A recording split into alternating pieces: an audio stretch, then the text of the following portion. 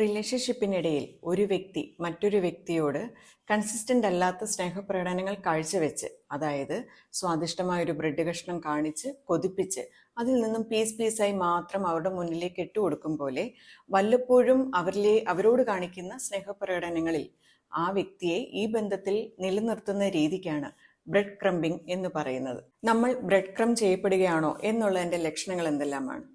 ഇങ്ങനൊരു റിലേഷൻഷിപ്പിൽ നിലനിൽക്കുമ്പോൾ നമുക്ക് ശരിയായ രീതിയിൽ കൺസിസ്റ്റൻ്റായ രീതിയിൽ ഒരു സ്നേഹമോ കെയറോ ഒന്നും ലഭിക്കുന്നുണ്ടാവില്ല. ഒരു പ്രോപ്പർ കമ്മ്യൂണിക്കേഷൻ ഉണ്ടാവില്ല. നമ്മൾക്കൊരു ഇമോഷണൽ സപ്പോർട്ട് ഉണ്ടാവില്ല.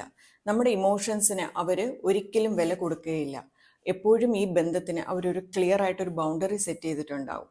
ഈ റിലേഷൻഷിപ്പിൽ അവരുടെ ഇൻവെസ്റ്റ്മെൻറ്റ് ഭയങ്കര കുറവായിരിക്കും. അങ്ങനെ ഇമോഷണലി നെഗ്ലക്റ്റ് ചെയ്യപ്പെട്ട് ആകെ നമ്മൾ ഡ്രെയിൻഡ് ആയിട്ടിരിക്കുന്ന സമയത്ത് അവരിൽ നിന്നും പെട്ടെന്ന് വല്ലപ്പോഴും കിട്ടുന്ന സ്നേഹപ്രകടനങ്ങളിൽ വീണ്ടും നമുക്ക് ഈ ബന്ധത്തിൽ പ്രതീക്ഷ ഉണ്ടാവുകയും അവരോട് വീണ്ടും അറ്റാച്ച്മെൻറ്റ് തോന്നുകയും ചെയ്യുന്നു.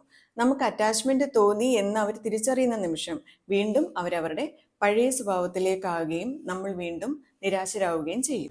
അവരുടെ ലൈഫിലുള്ള നമ്മുടെ സ്ഥാനം എപ്പോഴും നമുക്ക് മുമ്പിൽ ഒരു ചോദ്യചിഹ്നമായിരിക്കും. ഇങ്ങനെ കണ്ടിന്യൂസ് ആയിട്ട് നമുക്കുണ്ടാകുന്ന ഇൻസെക്യൂരിറ്റി ഫീലിങ്ങും റിജക്ഷൻ ഫീലിങ്ങും ഒക്കെ ഈ റിലേഷൻഷിപ്പിൽ നമുക്ക് ആൻസൈറ്റി ഉണ്ടാക്കുകയും മെൻ്റൽ ഹെൽത്തിനെ ബാധിക്കുകയും ചെയ്യുന്നു. അതുകൊണ്ട് തന്നെ നമ്മൾ ബ്രെഡ് ക്രം ചെയ്യപ്പെടുകയാണോ എന്ന് തിരിച്ചറിയുകയും നമ്മുടെ മെൻ്റൽ ഹെൽത്തിന് വേണ്ടിയുള്ള റെമഡിയൽ മെഷേഴ്സും എടുക്കുക.